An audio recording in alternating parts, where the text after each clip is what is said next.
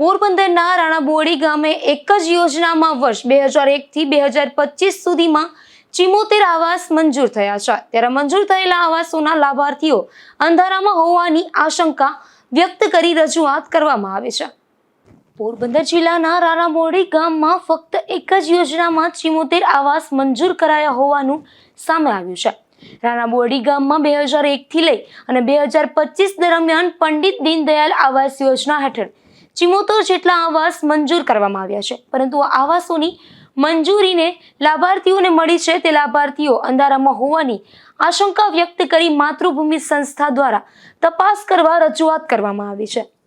રાણાબોડી પ્રકરણની અંદરમાં હવે ફરી વખત એક મોટો ખુલાસો થયો છે।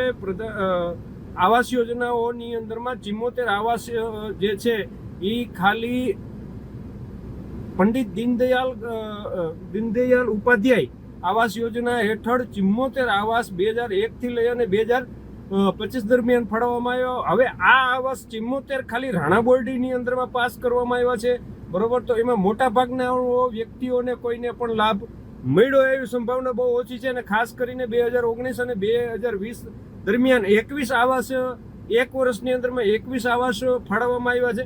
તો હવે તપાસ સમિતિ ઉપર સૌથી મોટો સવાલ એ થાય છે, બરોબર। તો તમે તપાસ શું કરી હતી, બરોબર? આવાસ યોજનાઓની અંદર ફરિયાદોની અંદરમાં સ્પષ્ટ જે અમારું લેખિતની અંદરમાં વખતો વખતની માંગણીઓ અને વખતો વખતની તમામ આવાસ યોજનાઓનો ઉલ્લેખ હતો, બરોબર। તો આ 74 આવાસના સ્ટેટમેન્ટ આવાસના જે લાભાર્થીઓ છે એને કોઈનું સ્ટેટમેન્ટ લેવામાં નથી આવ્યું કે કોઈ માહિતી એકત્રિત કરવામાં નથી આવી, અને એમને જે તપાસ છે એ પરિપૂર્ણ કરવામાં આવી। ખાલી આ પંડિત દીનદયાલ આવાસ યોજના હેઠળ જો 74 આવાસો ફાળવવામાં આવ્યા હોય તો કલ્પના કરો, રાણાબોડીની અંદરમાં ખાલી એક નાનકડા ગામની અંદરમાં પંડિત દીનદયાલ આવાસ યોજના હેઠળ 74 આવાસ ફાળવવામાં આવ્યા હોય પણ ગ્રામીણોને કોઈને ખબર ન હોય, તો ખાલી એક કલ્પના કરી લો કે રાણાબોડીની અંદરમાં પ્રધાનમંત્રી આવાસ યોજના, મુખ્યમંત્રી આવાસ યોજના તથા સરદાર પટેલ આવાસ યોજના તથા અન્ય આવાસ યોજનાઓ હેઠળ કેટલું આ આવાસો ફાળવવામાં આવ્યા હતા અથવા તો પાસ કરવામાં આવ્યા હતા।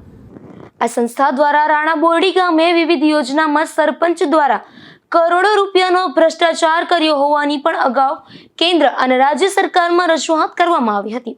ત્યારે ફરી આ રજૂઆતને લઈને અનેક ચર્ચા જાગી છે।